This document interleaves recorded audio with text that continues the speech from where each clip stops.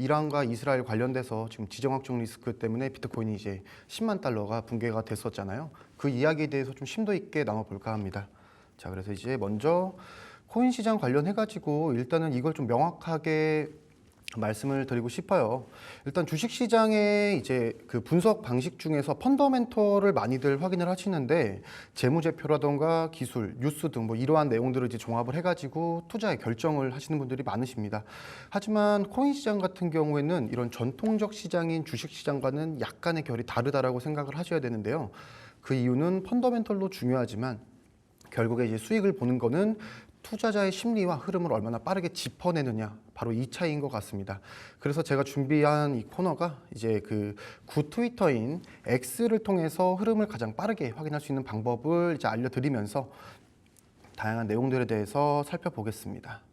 자, 먼저 처음입니다. 이더리움 관련된 내용인데요. 이더리움 고래들, 즉 고래라는 거는 장기적으로 이제 홀딩을 하고 있으면서 많은 물량을 가지고 있는 사람들을 이제 고래들이라고 지칭을 하고 있는데, 이더리움 고래들은 6월 21일 날 가격 하락 도중에도 총 11만 개 이상의 이더리움을 대량을 매수를 했다라고 하죠. 두 번째입니다. 이제 일본 관련된 내용인데요. 일본의 상장 기업 메타플래넷이 이제 1,111개의 비트코인을 매수를 했다라고 하고요. 매입 금액은 1억 1,820만 달러라고 합니다. 자, 지금 비트코인 10만 달러 붕괴되면서 많은 투자자들 뭐 어떻게 해야 되나 걱정 많이 앞서고 계실 텐데, 지금 이러한 기업들이나 고래들은 여전히 비트코인과 이더리움 매수 유지하고 있습니다. 그래서 저는 장기적으로 봤을 때는 걱정 안 하셔도 될 것 같다고 좀 말씀을 드리고 싶고요. 세 번째입니다. 이제 OKX에 대한 내용인데요. OKX 거래소도 이제 국내에서 쓰시는 분들 점점 늘어나고 계시죠. 이 OKX가 미국에서 IPO를 추진하는 방안을 검토 중인 것으로 지금 이야기가 나오고 있습니다.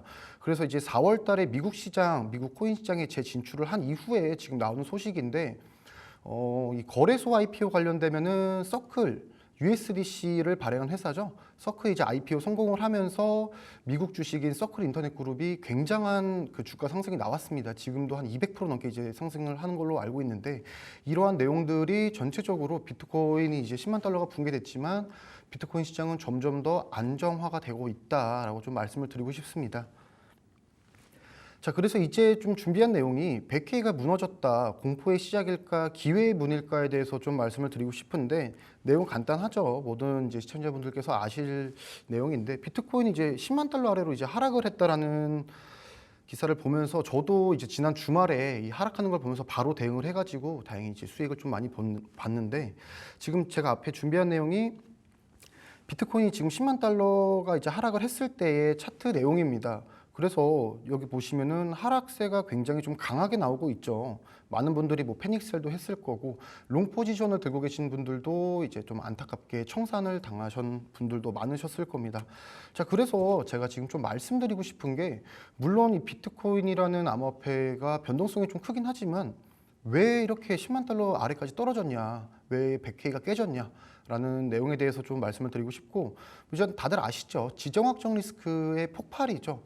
물론 이제 이란과 이스라엘 관련해가지고 지정학적 리스크가 나오게 되었고, 거기서 이제 미국이 가세를 하면서 어느 정도 국제 정세도 좀 불안정한 감이 있고, 암호화폐 시장도 매우 좀 변동성이 커지면서 불안함이 커지고 있는데, 이러한 지정학적 리스크와 그 다음에 또한 레버리지 청산 도미노라고 좀 말씀을 드리고 싶습니다. 그래서 이제 천천히 좀 해석을 해드리면은, 일단은 뭐 이제 미국이죠. 미국이 이란의 본토를 첫 포격을 했다라고 하고 핵시설 3곳을 파괴했다라고 합니다. 뭐 제가 지금 사진 준비했는데, 이게 이제 미사일이 땅 속으로 들어가 가지고 안에 있는 어떠한 뭐 핵 관련된 시설을 파괴를 했다라고 합니다.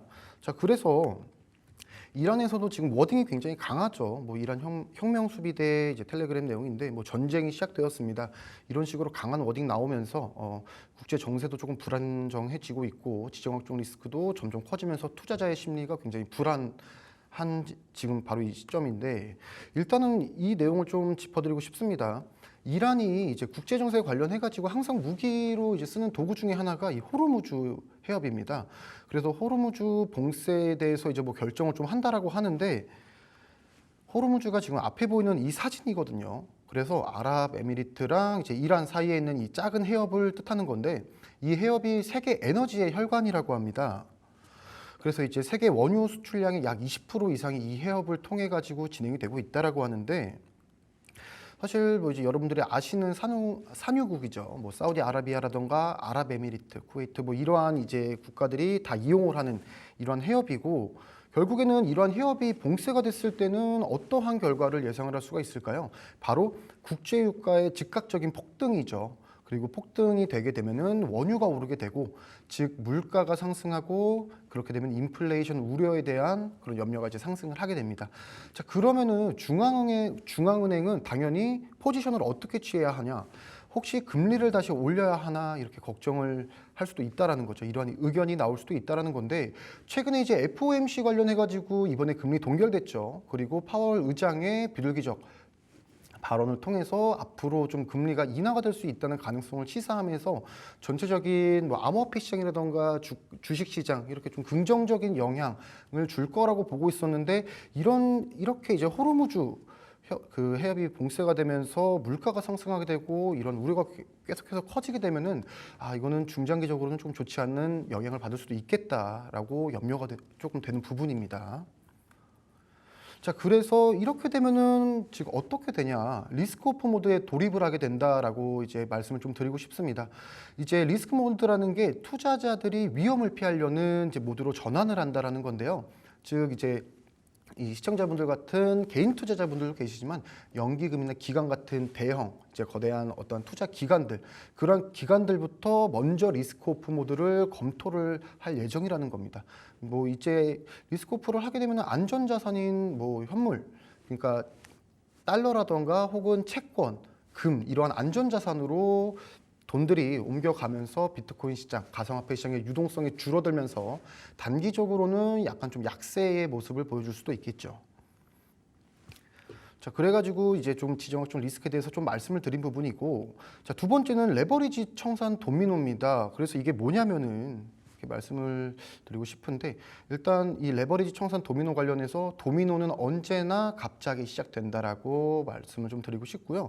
이제 대부분의 투자자분들, 저 또한 그렇고요. 항상 이제 생각하는 게 있죠. 비트코인 시장에 대한 청사진 좋게 좀 그리고 있는데, 이번에는 뭐 120K 갈 거야. ETF 효과로 150K도 무난하지. 이건 저 또한 같은 의견이고요. 중장기적으로는 200K 이상도 저는 보고 있습니다. 다만 단기적으로는 가격 변동성에 대해서 항상 염두를 해야 된다라는 거죠. 근데 이제 일부 투자자분들은 빚을 내서 베팅을 한다라고 하죠. 즉 비투라고도 하고, 아니면 고위험성의 고레버리지 롱 포지션을 이제 들어가게 되면서 어느 정도의 리스크를 감수를 한다라는 건데, 자, 그렇게 됐을 때의 명확한 단점이죠. 지금 앞에 보이시는 이 그래프가 매수 포지션의 청산량입니다.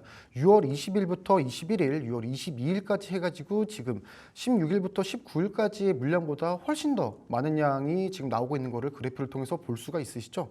자, 이렇게 지난 주말 통해 가지고 금토일 통해서 많은 청산이 이루어졌다라는 거고, 야, 이게 이제 좀 시사를 하는 게 뭐냐면은, 최근에 비트코인 롱 포지션이 레버리지 사상 최고 수준까지 근접했다라는 분석도 있었거든요. 그러한 상황에서 지금 지정학적 리스크가 어느 정도의 영향, 안 좋은 영향을 준 겁니다. 그래서 즉 청산 도미노가 발생을 했다라는 거고, 약 10억 달러 규모의 청산이 발생이 되었다라고 합니다. 엄청난 금액인데요. 자, 그럼 이러한 청산이 왜 발생이 되었냐? 일단은 가격 하락은 당연합니다. 이러한 지정학적 리스크 내용이 좀 크기 때문에 비트코인 시장에서 어느 정도 하락으로 변동성을 줄 수밖에 없었어요. 다만 이렇게 가격이 하락을 하게 되는데 일정치 수준 이상의 하락을 하게 됨으로써 매수 포지션이 이제 강제 정리, 강제 청산이 된 거죠. 매도가 잡히면서 그 매도에 따라서 가격이 추가적으로 하락을 하게 되었고, 그에 따라서 다시 한번 포지션이 강제로 정리가 되면서 가격이 이렇게 급격하게 하락이 나오게 된 겁니다. 자, 그래서 보시면 아시겠지만 제가 이거는 이제 비트코인을 좀 롱텀으로 그래프를 가져와 본 거고요. 대략 한 75,000달러 선에서 지금 이제 11만 달러까지 상승이 나왔다가 그 10만 달러까지의 지금 조정이 들어온 건데, 결론적으로 롱텀으로 봤을 때는 비트코인 시장에서 그렇게 큰 하락, 큰 변동성이 나온 것은 아직 아니다라고 말씀을 드리면서 조금 안심하셔라 라고 좀 의견을 좀 드리고 싶습니다. 그리고 이제 뭐 이러한 지정학적 리스크가 아직 뭐 해소가 된 건 아니지만 다음 주까지는 해가지고 어느 정도 변동성 리스크에 대해서 감안은 좀 하셔야 될 것 같습니다. 이제 일단은 시청자분들께서 이러한 리스크적인 부분이나 이러한 이제 추세 변환을 계속해서 집중적으로 관찰하실 수 없는 분들이 많으실 텐데, 저 같은 경우에는 이러한 리스크적인 부분이라던가 이러한 추세 변화에 대해서 지속적으로 관찰을 하고 있기 때문에 이러한 의견 공유라던가 관점 공유받고 싶으신 분들은 앞에 보이시는 QR코드 통해서 저희 공부방 들어오셔가지고 좀 꾸준하게 공부하시면서 같이 이러한 시장에서도 숏 포지션으로 많은 수익들을 내셨으면 좋겠습니다. 감사합니다.